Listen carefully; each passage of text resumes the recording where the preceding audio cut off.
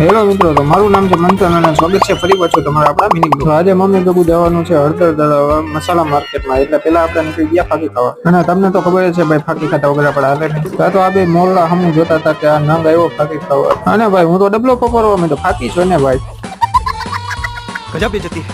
અને પછી શું આપણે તો મમ્મીને લઈને નીકળી ગયા. અને ભાઈ આપણે તો 10 લાખનો ડટ્ટો લઈને નીકળી ગયા મસાલા માર્કેટમાં હળદર દળાવવા, હું ને મમ્મી.